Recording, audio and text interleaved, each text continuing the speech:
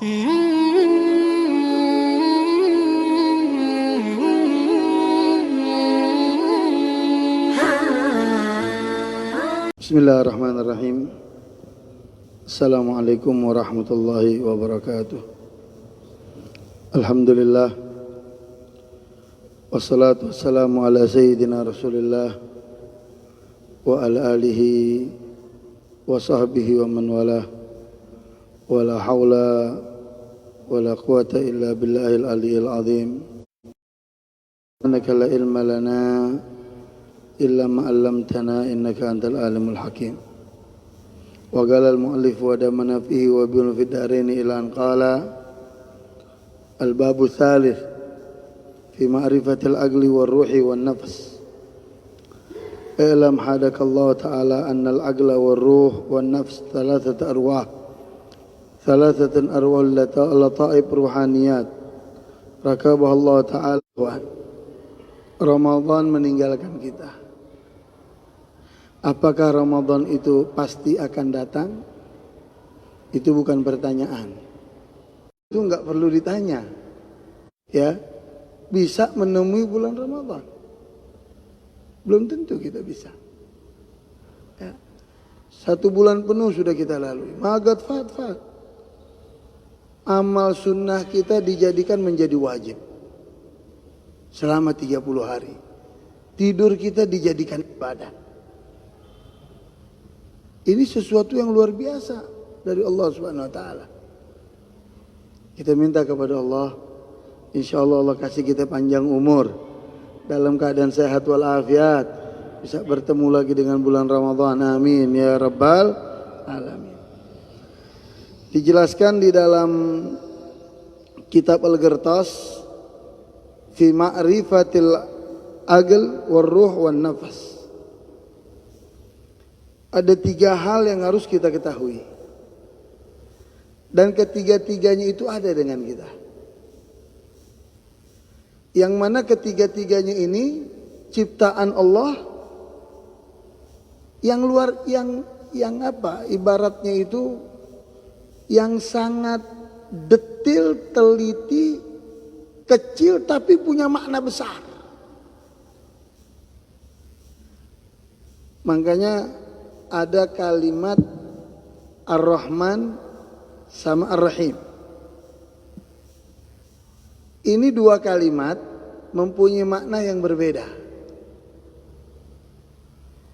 Kalau Ar-Rahman itu ya lebih sempurna daripada Ar-Rahim dengan 3 alasan. Yang pertama, Ar-Rahman itu Maha Pemberi, ya artinya itu Al-Mun'im bidiqaiqiha. Nikmat yang mendetil, yang kecil yang Allah berikan kepada hambanya. Seperti apa? Akal. Seperti apa? Dengan adanya ruh. Seperti apa? Kita bernapas. Ini kesemuanya 3 hal ini ada dalam diri kita, tapi kita nggak bisa lihat.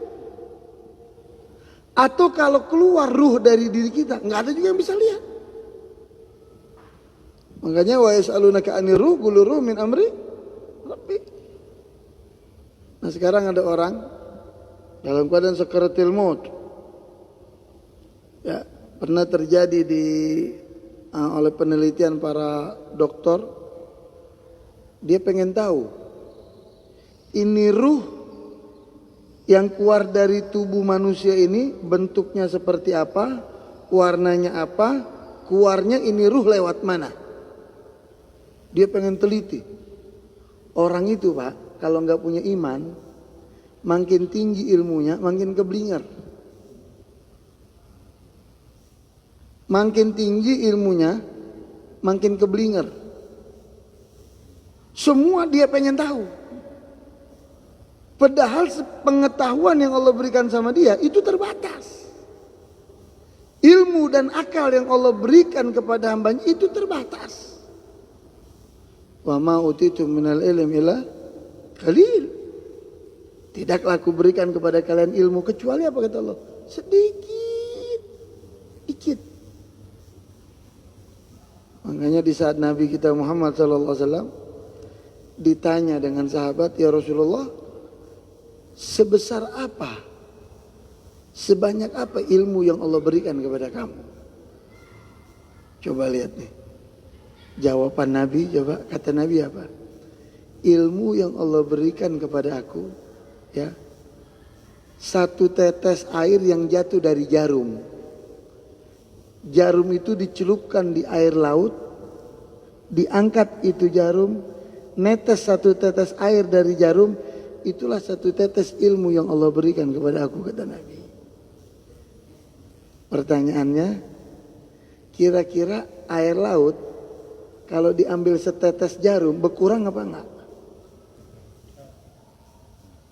Kelihatan enggak kira-kira air laut nih, inti masukin jarum, satu tetes inti ambil, kelihatan enggak kurangnya air laut? Ya, ini jawaban yang luar biasa. Kalau inti ngaku satu tetes jarum air dari baskom aja, oh berapa banyak itu udah. Jadi orang ilmunya tinggi, ya, dia memperdalam satu masail, ya, tapi iman nggak ada, jadinya keblinger. Seperti yang saya mau cerita ini. Akhirnya dia, para peneliti ini, ilmuwan ini, para dokter ini, para profesor, dia pengen tahu. Ini ruh keluarnya dari mana? Warnanya apa? Bentuknya seperti apa? Begitu ada satu orang dalam keadaan sakaratul maut. Secara ilmiah, secara kedokteran, ini nggak bakal hidup nih, mati. Dimasukin di satu peti, yang mana peti itu dari kaca. Setiap peti itu jarak berapa senti, sudah dikasih kaca pembesar. Setiap peti sudah dikasih kaca pembesar. Dimasukin, ditutup. Semut nggak bisa keluar kalau ada. Semut nggak bisa napas di dalam. Ditutup, goyang. Namanya orang sakaratul maut. Ya, makanya kalau ente lihat ada orang sakaratul maut dalam naza akhir-akhir hayat, ya, itu bacakan surat Ar-Ra'd. Ente lihat nih kayaknya nih udah berat nih. Kita lihat kayaknya ini udah berat. Bacakan surat Ar-Ra'd. Kita serahkan sama Allah.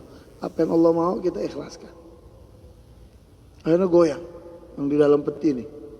Peti dari kaca ini. Ini dokter semua sudah pakai alat pembesar. Ada 3. Tahu-tahu berhenti. Udah. Meninggal. Satu sama lain saling bertanya. Gimana? Kamu lihat gak tadi itu? Ruh keluarnya dari mana? Rupanya seperti apa? Warnanya apa? Enggak. Yang sebelah tanya lagi, kamu lihat gak? Enggak. Satu, kamu lihat gak? Enggak. Ini pakai alat canggih, nggak bisa ngelihat ruh. Akhirnya udah, dia pulang ke rumah masing-masing. Singkat ceritanya, dia tidur. Walhasil, hari itu dia gagal. Dia gagal semua, tidak bisa meneliti ruh keluarnya dari mana, warnanya apa, bentuknya seperti apa, gagal. Tapi dia belum hilang tuh penasarannya. Akhirnya dia pulang ke rumah masing-masing, dia tidur. Makanya Pak, orang kebanyakan yang masuk Islam itu orang-orang yang pintar. Kenapa? Setelah dia mengadakan penelitian tentang semua agama, dia mentok.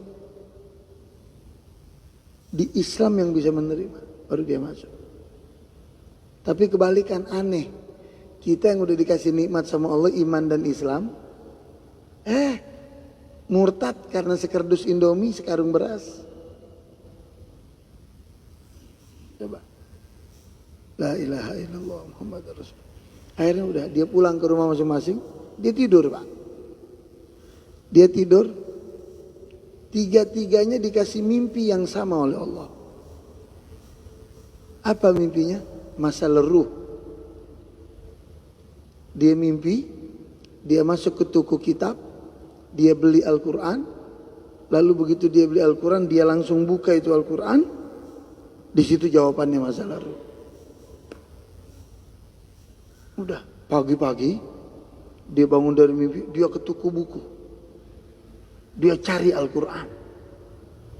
Ini satu sama lain dikasih mimpi yang sama.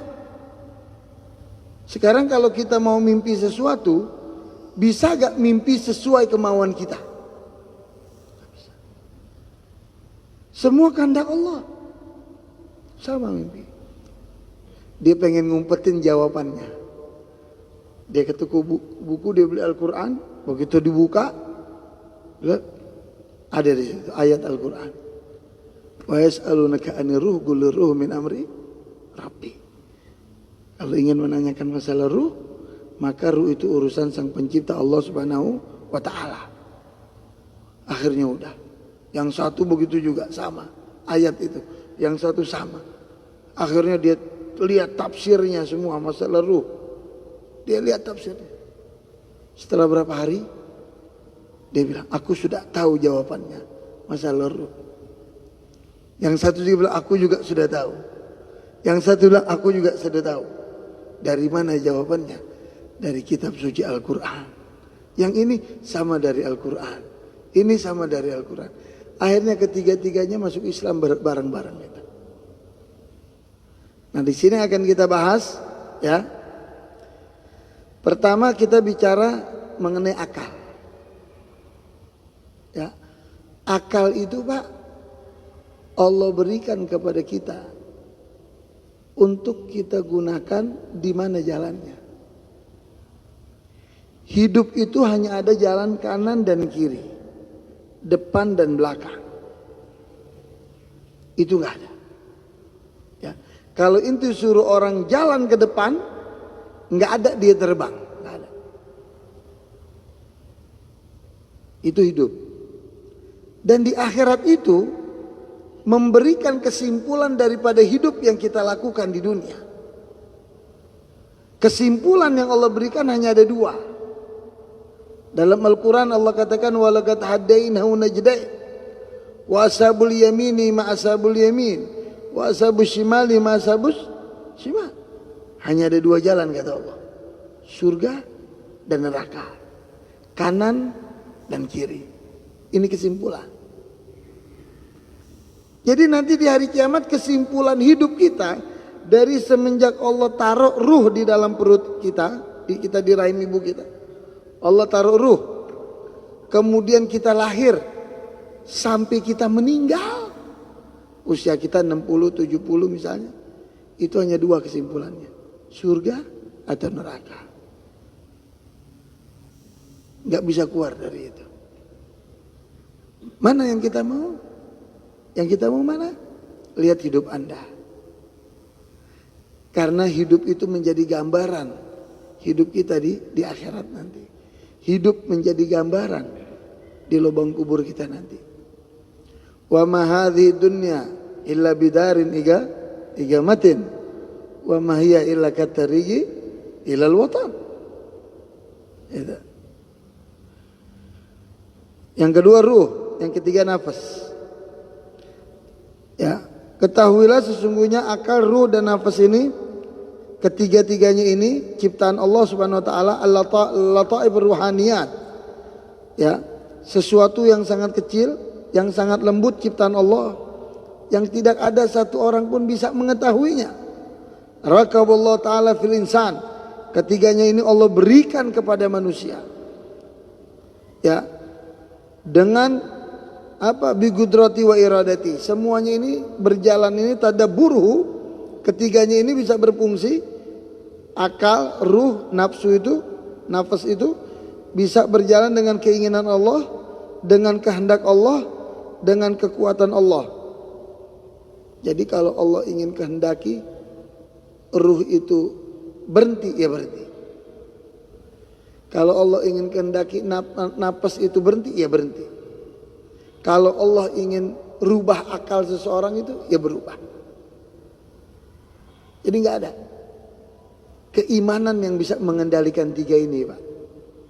Kalau kita beriman dengan Allah, beriman dengan Nabi kita Muhammad SAW, mengerjakan apa yang telah diperintahkan Allah dalam Al-Quran, ini akan terjaga dengan sendirinya. Tapi kalau kita selalu mengerjakan apa-apa yang diharamkan oleh Allah, apa-apa yang dilarang oleh Nabi, kita kerjakan, ini tiga ini nggak akan bisa terjaga. Akal nggak terjaga, ruh kita nggak terjaga, napas kita itu nggak terjaga. Imam Ghazali kalau tidak salah, ada Imam Ghazali sekali waktu dia mau jalan di satu tempat. Mau jalan di satu tempat. Saya teringat kalau cerita ini nih, almarhum ini murabbi, dia selalu ini dia bilang, bagaimana kita bisa nahan napas, kata murabbi itu. Jadi Imam Ghazali misalnya mau jalan ke satu tempat, nggak ada jalan lain kecuali lewat tempat itu. Dan di tempat itu ada maksiatnya. Maksiatnya bukan maksiat yang kabair, bukan.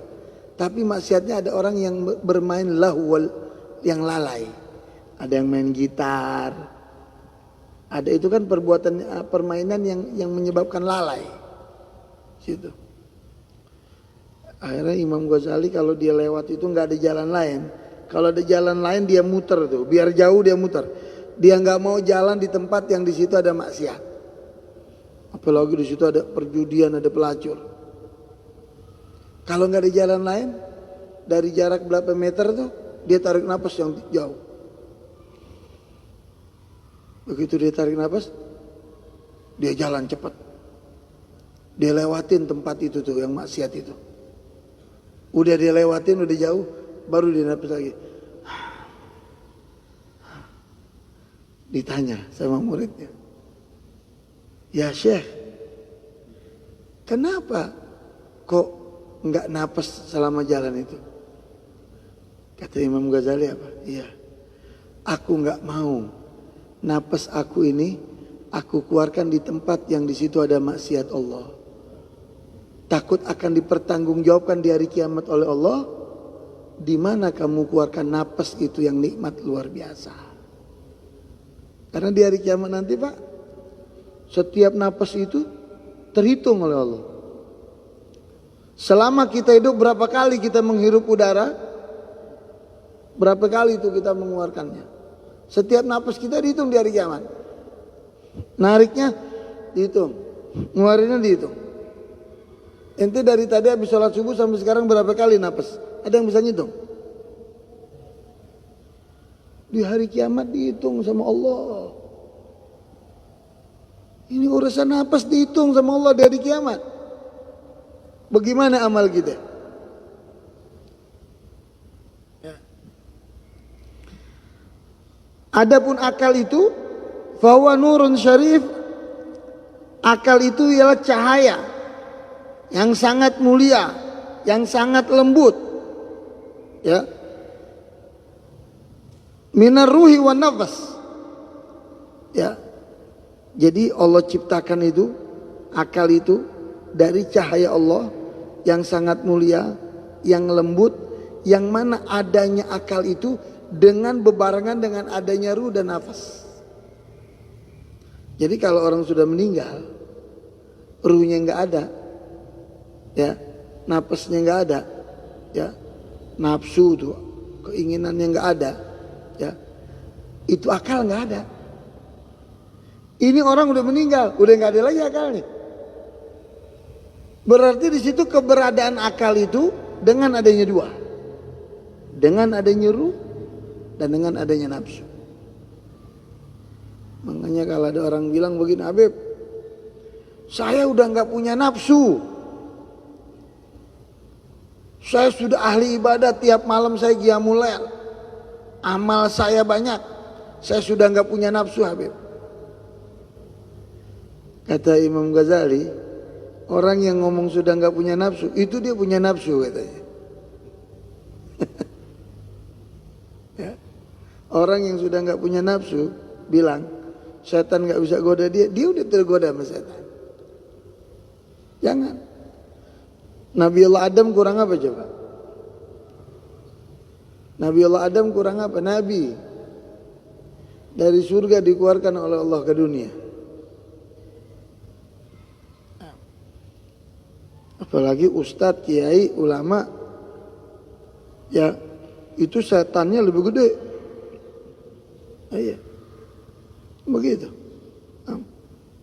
Kalau ada kiai, ulama, dia bilang saya udah nggak punya nafsu, bahaya itu. Nafsu harus ada, Pak. Kalau orang nggak punya nafsu, saya bilang bukan manusia dia. Nafsu itu harus ada, tapi nafsu itu dijalankan di tempat yang diredoi oleh Allah dan Nabi Muhammad. Makanya kalau orang meninggal itu dibacakan talqin di lubang kubur. Ya ayyatuhan nafsul mutmainnah irji'i ila rabbiki radiyatan mardiyah fadkhuli fi ibadi wadkhuli khalas. Itu nafsu harus ada. Nanti kalau nggak punya nafsu sama istri itu bagaimana? Ente kalau nggak punya nafsu bagaimana ente mau makan? Ente kalau nggak punya nafsu bagaimana ente mau minum? Nah, jadi nafsu harus ada. Bahkan manusia, Pak, manusia, rupanya manusia, tapi pada hakikatnya orang itu lebih mulia dari malaikat. Bagaimana? Rupanya manusia, tapi hakikatnya dia lebih mulia dari malaikat. Iya. Kenapa? Malaikat itu nggak punya nafsu. Nggak punya nafsu malaikat. Jadi malaikat nggak punya nafsu, hanya mengerjakan apa yang diberitakan oleh Allah. Ada malaikat diciptakan oleh Allah sujud, yang nggak bangun dari sujudnya kecuali hari kiamat nanti. Malaikat nggak punya nafsu. Lalu kita manusia punya nafsu. Tapi nafsu itu kita kendalikan, Pak. Nafsu itu kita jaga. Tidak berjalan nafsu kecuali di tempat yang ada ridhonya Allah. Itu yang dibilang apa? Rupanya manusia, tapi pada hakikatnya lebih dari malaikat orang itu. Itu sulit orang yang masuk derajat seperti itu. Ya. Seperti Al-Imam Syafi'i, Al-Imam Al-Ghazali, beliau tuh bisa menghatamkan Al-Quran setiap hari itu, ya, itu sampai 12 kali hatam. Jadi dari pagi sampai siang itu 4 kali hatam. Dari siang sampai maghrib itu sore 4 kali hatam. Dari maghrib ketemu pagi lagi 4 kali hatam. 12 kali hatam. Bagaimana kalau bulan Ramadan? Nah, yang jadi pertanyaan kita sebulan berapa kali hatam? Habib, saya sebulan cuma sekali. Bagus. Jangan sebulan gak pernah hatam Al-Quran sama sekali. Al-Quran. Orang sekarang setannya banyak, Pak. Kalau suruh baca Al-Quran, anak kita nih baru selembar 2 lembar, mata sakit, buram, ngantuk. Ada aja tuh setannya. Tapi kalau main HP dia nih, tulisannya kecil-kecil tuh HP. Baca berita di HP. Kalau yang dia baca berita Palestina bagus. Ya, dia lihat, wah, ini saudara kami sedang dibantai dengan Yahudi. Dia sakit hati. Dia doakan agar Allah laknat itu semua. Dia pengen tahu bagaimana keadaan saudara yang di Palestina. Dia enggak terima, dia sayang dengan saudaranya, dia infakkan hartanya. Berita yang begitu bagus. Ini enggak. Berita gosip. Urusan cerai rumah tangga orang pengen tahu banyak. Urusan cerai rumah tangga orang. Wah, ngapain ente mau tahu? Wah, laris manis berita cerai di TV.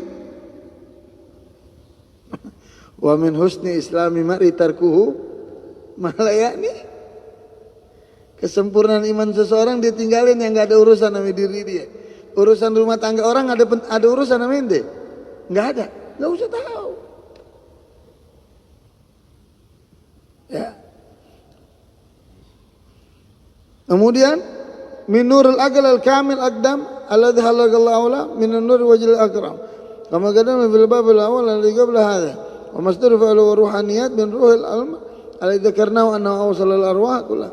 Jadi kesimpulannya daripada tiga ini, ya, ketiga-tiganya ini tidak akan berfungsi selama kita tidak taat dengan perintah Allah. Akal nggak ada fungsinya, ruh juga nggak ada artinya hidup kita. Seperti dikatakan oleh Imam Abi Zakaria Al-Ansari di dalam kitab Al-Adhkar, apa itu? Wa fil jahli qablal mauti mautun li ahlihi fa ajsaduhum qablal guburu. Apa? Si bodoh itu telah meninggal, telah mati meskipun dia belum mati. Artinya ruh itu nggak ada guna. Dan jasadnya, jasad si bodoh seperti sudah dikuburkan walaupun belum dikuburin. Hidupnya dia nggak ada manfaat. Hidupnya nggak bisa memberikan manfaat untuk dirinya, apalagi untuk orang lain. Akalnya dirusak dengan narkoba. Ruhnya begitu juga. Itu. Yang pasti kita semua tinggal menunggu giliran, Pak, ya. Kita nih camat. Apa camat? Calon mati. Camat kita. Calon mati. Siapa yang nggak mau mati? Semuanya. Kita calon. Tinggal nunggu absen. Fa idza jaa ajaluhum la yastakhiruna sa'atan wala yastaqdimun. Kullu nafsin la tadri bi ayyi ardin tamut. Ya. Qul innal mauta alladzina taruna min fa innahu mulaqikum. Tsumma turadduna ila alamil ghaib wa nabiyyu ta'malun. Semua. Makanya kesempatan yang Allah masih berikan kepada kita, kita jaga. Akal kita jaga. Ruh kita jaga. Jangan sampai kita meninggal ada penyesalan dalam diri kita. Kemudian nafsu kita juga kita jaga. Jangan sampai nafsu ini, keinginan ini ada di luar daripada, ya, yang bertentangan dengan hukum Allah dan ajaran Nabi kita Muhammad sallallahu alaihi wasallam. Dan kita doakan juga saudara-saudara kita yang ada di Palestina sekarang. Ini yang lebih banyak tahu mungkin masalah Palestina Ustadz Ferry Nur. Ya. Karena Ustadz Ferry ini sudah berangkat ke sana. Bahkan ngerasain juga ditahan di sana Ustadz Ferry, ya. Ya. Jadi yang pasti saudara-saudara kita yang ada di Palestina itu, ya, butuh bantuan daripada kita. Baik itu yang berupa moral, doa atau batir. Gimana cara menyalurkannya? Banyak. Ya, Anda bisa lihat di mana-mana. Mungkin Adzikro juga mengadakan ikut andil untuk saudara-saudara kita. Saya kaget, Pak. Ini cerita, ya. Saya terharu betul. Saya nangis. Habis sholat maghrib kalau nggak salah, pas kejadian Palestina itu sedang diserang, habis sholat maghrib tahu-tahu anak saya yang perempuan yang nomor 3 datang sama saya. Dia kasih saya duit nih anak saya. Dia bilang, "Bah, bukan sedikit. Anak saya umur 11 tahun, 12 tahun, satu SMP." Dia bilang, "Bah, ini namanya Alawiyah, dipanggilnya Lulu." Dia bilang, "Bah, ini Lulu mau nyumbang untuk saudara Lulu yang di Palestina." Mana? Nih, 300.000. Saya bilang, "Kamu nih Udah nggak usah, nanti abah aja yang kasih. Nggak mau katanya. Dia bilang, dulu dapat duit lebaran banyak. Dapat duit lebaran banyak. Lulu lihat di berita, kesian sama saudara yang ada di Palestina. Ini Lulu nyumbang 300.000. Allah. Demi Allah Pak, kepukul saya betul-betul.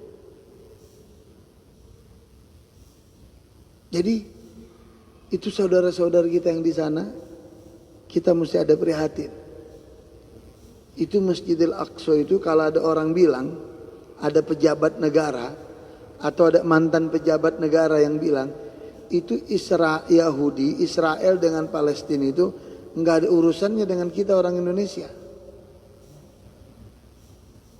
Ya, nggak ada, itu nggak punya iman, itu nggak ngerti Islam. Ya, kita ini Islam. Apa yang terjadi dengan Palestina itu, di sana ada Masjidil Aqsa, itu terjaga, terikat dengan kita.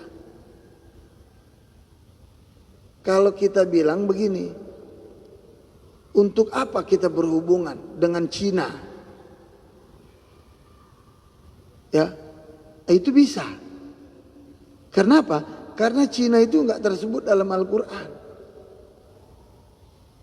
Enggak. Jadi kita ini umat Islam. Apakah kita harus marah dengan apa yang terjadi pembantian terhadap saudara kita? Bukan lagi harus marah, tapi wajib marah. Inilah kurang kebersatuan kita. Coba kalau kita bersatu, umat Islam seluruh Indonesia, setiap provinsi, setiap kita lihat ada saudara kita sesama Islam yang dibantai, seluruh provinsi berbuat demo membela saudara kita. Jadi sekarang kita ini dicekoki dengan yang jelek-jelek, Pak. Gak usah demo lah, mau ngapain demo? Demo buat macet orang, buat susah orang. Jangan. Demo itu protes kita yang dilindungi oleh undang-undang, Pak. Kita sampaikan aspirasi kita, dilindungi oleh undang-undang. Nah, jadi itu pesan saya. Dan ingat, tidak akan terbebas, ya. Tidak akan terbebas itu Masjidil Aqsa dari tangan-tangan Yahudi itu, laknatullah alaihim. Tidak akan terbebas itu kalau umat Islam tidak ada persatuan.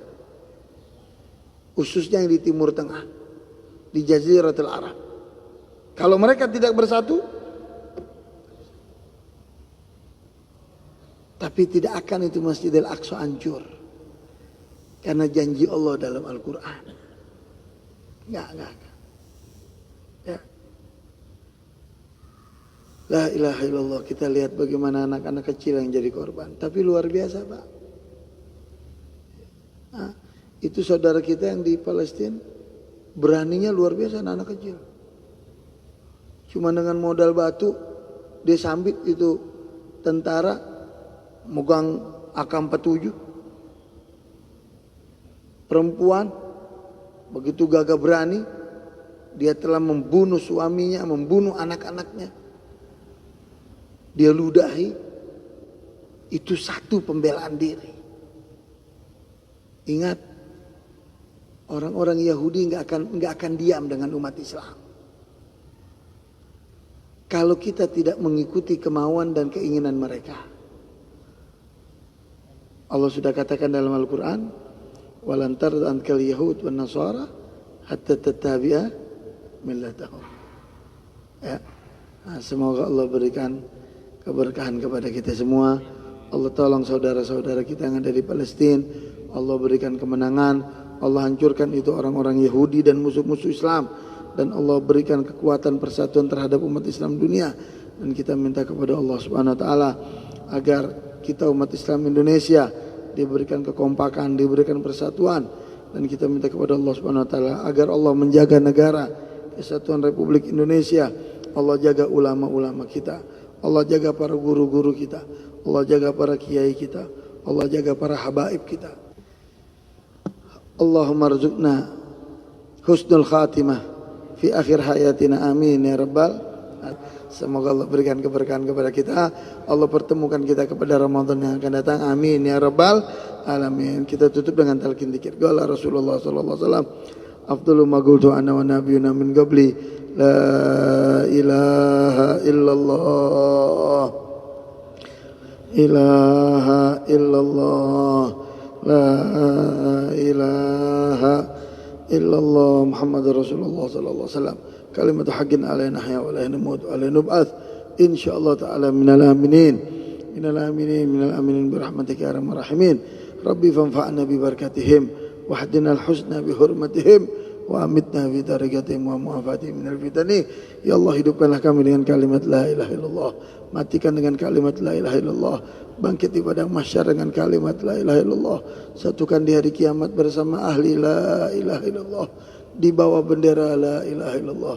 Ya Allah ya Rabbana, Allahumma afina tubna sunnah faridan muslimin, Allahumma afina jamin syarra musa'ib dunia wa din, Allahumma aslih wa asliman fi salasal muslimin, Allahumma la tuhlikna halik man fi halaki salal muslimin, Allahumma arfa' asrif anna anil muslimin al-adha wal bala wal ghala wal waba wal fitan wal marzqam wa syadaidil bala ma dhahara minhum watan, khususan ashabina ikhwana fi Palestin wa jami' buldan muslimin. Da'wahum fiha subhanaka Allahumma wa tahiyyatuhum fiha salam wa akhiru da'wana alhamdulillahi rabbil alamin. Ini saja, kurang lebihnya mohon maaf. Wassalamualaikum warahmatullahi wabarakatuh.